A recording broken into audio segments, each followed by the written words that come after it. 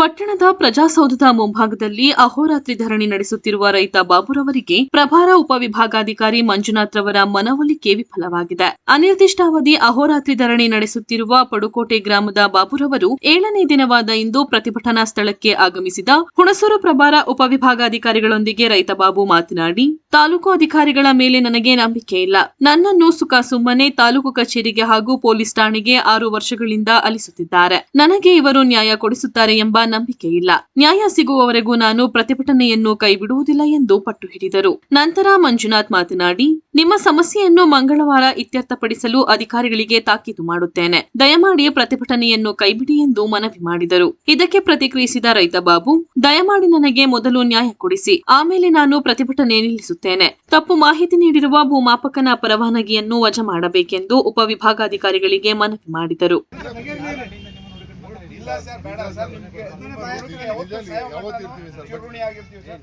ಅವಕಾಶ ಕೊಡಿ ಸರ್, ದಯಮಾಡಿ. ನಾವು ಕೈ ಮುಗಿದು ಅವ್ನು ರೌಡಿಸಮ್ ಮಾಡ್ತಾ ಇದ್ದಾನೆ ಸರ್. ನೀವು ಅವ್ರಿಗೆ ನೀವು ಇಷ್ಟು ರೆಸ್ಪೆಕ್ಟ್ ಕೊಡ್ತಾ ಇದೀರಾ ಸರ್? ಸರ್ ಆಯ್ತು ಸರ್, ಇನ್ನೊಂದು ಅವತ್ತು ರೆಸ್ಪಾನ್ಸ್ ಹೊಡೆದವನಲ್ಲ ಸರ್, ಅದ್ಮೇಲೆ ಎಫ್ಐಆರ್ ಮಾಡಿ ಸರ್.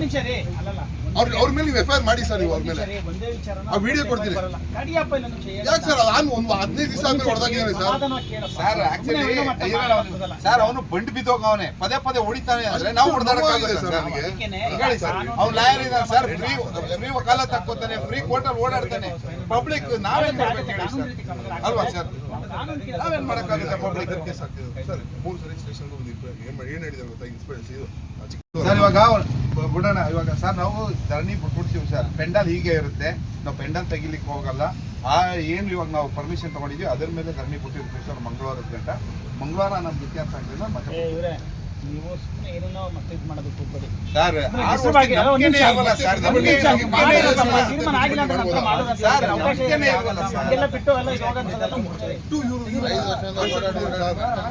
ತೊಂದರೆ ಮಾಡಿದ್ದಾರೆ ಸರ್. ಬರೀ 7 ಗುಂಟೆ ಜಾಗಕ್ಕೋಸ್ಕರ ನಾನು ಹೆಂಗೂ ಹೇಳಿದ್ದೀನಿ ಸರ್, ನೋಡಪ್ಪ ಇಷ್ಟೊಂದು ತೊಂದರೆ ಮಾಡಬೇಡ, 7 ಗುಂಟೆ ಜಾಗ ಏನಿದೆ ಬಿಡು, ನಿನ್ಗೆ ಅಲ್ಲಿ ನಾನು ಜಮೀನು ಕೊಟ್ಬಿಡ್ತೀನಿ, ನನ್ನ ಕೈ ಬಿಟ್ಬಿಡು.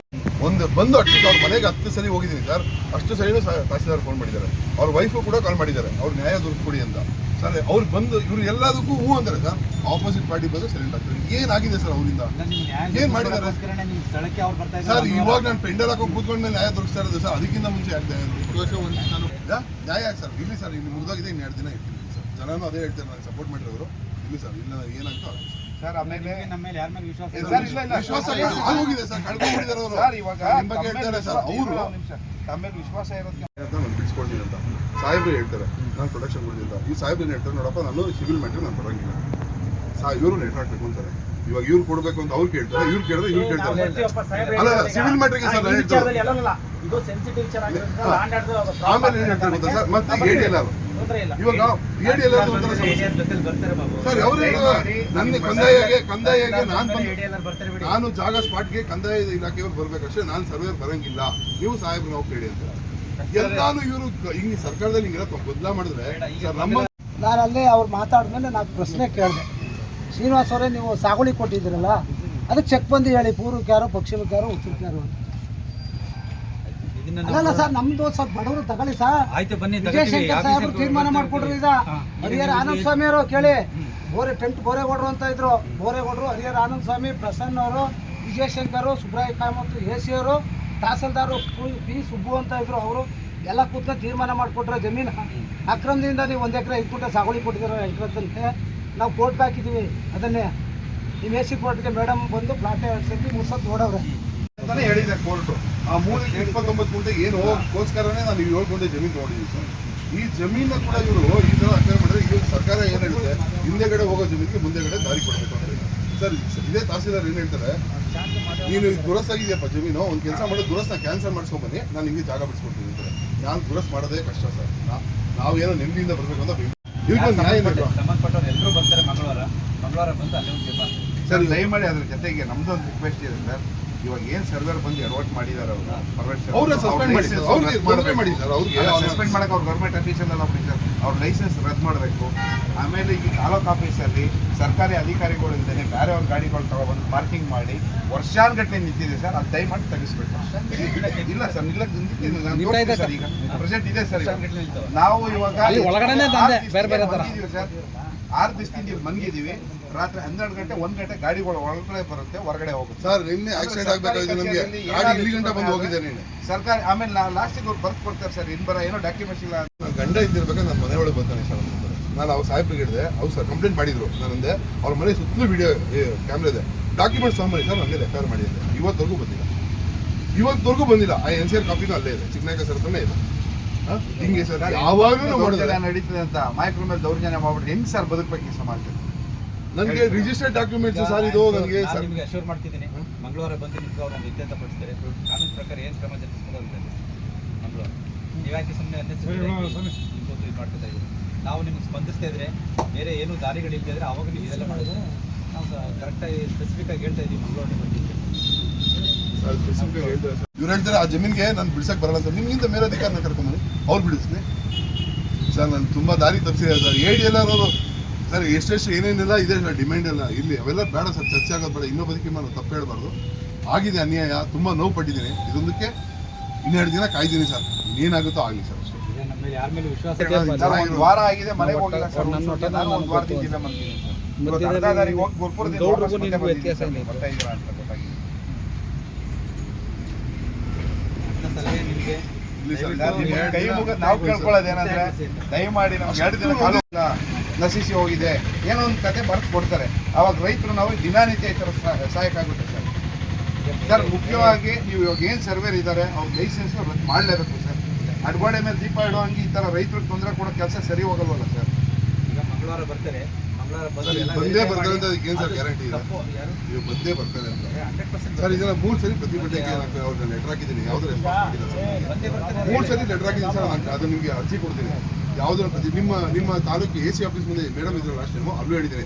ನಿಮ್ಮ ಆಫೀಸ್ ಮುಂದೆ ನಾನು ಧರಣಿ ಮಾಡಬೇಕು ಅಂತ ಹೋಗಿ ಕೂಡ ಕೇಳಿದ್ದೀನಿ. ಅದಕ್ಕೆ ಅವ್ರು ಒಂದು ಮಾತು ಹೇಳ್ತಾರೆ, ನಾನು ಒಬ್ರು AC ಆಗಿದ್ದೀನಿ, ನಾನು ಬಂದು ಎಲ್ಲ ಜಾಗಕ್ಕೂ ಪರಿಶೀಲನೆ ಮಾಡಿ ನಾನು ದಾರಿ ಬಿಡ್ಸೋಕ್ಕಾಗಲ್ಲ. ನಿಮ್ಮ ತಾಲೂಕು ದಂಡಾಧಿಕಾರಿ ಯಾರಿದಾರಲ್ಲ ಅವ್ರನ್ನ ಕೇಳಿ ಅವ್ರು ಮಾಡೋಂಥ ಕೆಲಸ ನಾನು ಬಂದು ಎಲ್ಲ ಕೆಲಸನೂ ಮಾಡೋಕ್ಕಾಗಲ್ಲ ಅಂತ. Office, court, taluk office, ADL AC ಕೊಡಿ ಸುತ್ತಿ ಸರ್ 6 ವರ್ಷ ಸರ್ ನನಗೆ ನರಕ ಯಾತನೆ ಅನುಭವಿಸಿದ್ದೀನಿ. ಇಷ್ಟು ನನಗೆ ಮೋಸ ಮಾಡಿದ್ದಾರೆ ಅಂದ್ರೆ ಸರ್, ನನ್ನ ಬರೀ ದಾರಿ ತಪ್ಪಿಸೋ ಕೆಲಸನೇ ಸರ್. ಅವ್ರೇನು ಅಷ್ಟು ಪ್ರಭಾವ ವ್ಯಕ್ತಿನ ಇವ್ರು ಭಯ ಪಡುವಂತ ಪ್ರಭಾವ ವ್ಯಕ್ತಿನ ಅವರು. ಎಲ್ಲರಿಗೂ ಒಂದೇ ಇದೆಯಲ್ಲ, ಮತ್ತೆ ಯಾಕೆ ಕೆಲಸ ಮಾಡ್ತಾರೆ ಸರ್? ಅಲ್ಲಿವರೆಗೂ ಕೂತಿರ್ತಾರೆ. ಇನ್ನೇನು ಮಾಡೋಕ್ಕಾಗಲ್ಲ ಸರ್. ನನಗೆ ನಂಬಿಕೆನೇ ಬರ್ತಾ ಇಲ್ಲ ಸರ್. ಎಷ್ಟು ತೊಂದರೆ ಆಗ್ತಿದೆ ಅಂದ್ರೆ ಸರ್. ಹೌದು ಸರ್, ಖಂಡಿತ ಬಂದಿದ್ರು, ಅದಕ್ಕೆ ರೆಸ್ಪೆಕ್ಟ್ ಇದೆ ಸರ್, ಗೌರವ ಇದೆ ಸರ್.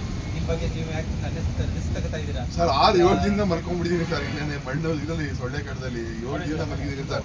ಖರ್ಚು ಎಲ್ಲಾನು ಫುಲ್ ಹೆಂಗಾಗಿದ್ದೀನಿ ಅಂದ್ರೆ ತುಂಬಾನೇ ನೊಂದಿದ್ದೀನಿ ಸರ್. ವಾಶ್ರೂಮ್ಗೂ ಇಲ್ಲ ಸರ್. ನಾವು ಎಲ್ಲೋ ಹೋಗೋದು ಎಲ್ಲೋ ಬರೋದು, ಸ್ನಾನ ಮಾಡಕ್ ಆಗ್ತಾ ಇಲ್ಲ. ಇದೆಲ್ಲ ತುಂಬಾ ಕಷ್ಟಪಡ್ತೀನಿ ಸರ್. ಮತ್ತೆ ಇವ್ರು ಬರ್ತಾರೆ ಅನ್ನೋ ಗ್ಯಾರಂಟಿ ಇದೆ ಸರ್, ಇವ್ರು ಬಂದು ಬಿಡ್ಸ್ಕೊಡ್ತಾರೆ ಅಂತ ಗ್ಯಾರಂಟಿ ಇದೆ ಸರ್. ಏನ್ ಮಾಡ್ಬೋದು ಸರ್? ಹೌದು ಸರ್, ಆಯ್ತು ಬರ್ಲಿ. ಇವಾಗ ಸರ್ ಮತ್ತೆ ಮಂಗಳವಾರ ಬರ್ತಾರೆ ಇವರು, ಅವ್ನು ಬರ್ತಾನೆ, ಅಡ್ಡ ಬರ್ತಾನೆ, ನಾನು ಮಾಡಂಗಿಲ್ಲ ಅದಿದೆ ಅಂತ. ಅವಾಗ ನೆಕ್ಸ್ಟ್ ಇವ್ರು ಏನು ಮಾಡ್ತಾರೆ? ಸೊ ಅಲ್ಲಿವರೆಗೂ ನಾನು ಜಮೀನೊಳಗೆ ಹೋಗಂಗಿಲ್ಲ. ಅದೇ ಸರ್, ಅದೇ ಮಂಗಳವಾರನೇ. ಅವತ್ತೇನೋ ದಾರಿ ಮಾಡಲಿಲ್ಲ ಅಂದ್ರೆ ನಾನು ಏನ್ ಮಾಡ್ಬೇಕು ನೆಕ್ಸ್ಟ್?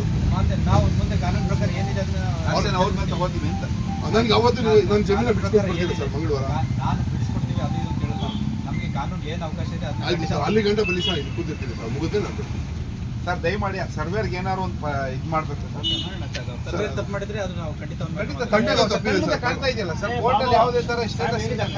ನೀವು ನೋಡಪ್ಪ, ನೀವು ಗೌರವ ಕೊಟ್ರೆ ಕಾನೂನಿಗೆ ಸರ್ ಖಂಡಿತ ಗೌರವ ಕೊಡ್ತೀವಿ. ಅವ್ರು ಯಾರು ಸರ್, ಅವ್ರೇನು ಲಾಸ್ಟ್ ಟೈಮು ಅಷ್ಟೇ ಸರ್, ಯಾರ್ದು ಪರಭಾವಿ ಮಾಡಬಾರ್ದು ಅಂತ AC ಅವ್ರು ಆರ್ಡರ್ ಮಾಡಿರ್ತಾರೆ ಸರ್. ಅದ್ರ ಮೇಲೆ ಸ್ಟೇ ಇಲ್ಲ, ಪರಭಾವಿ ಅಂತ ಇರೋದು. ಅದನ್ನ ತಗೊಂಡೋಗಿ ಕೊಟ್ರೆ ನಾನು ಆ ಪರಭಾವಿನ ತೆಗಿಸ್ಕೊಂಬ ನಾನು ಸರ್ವೆ ಮಾಡ್ತೀನಿ ಅಂತಾರೆ.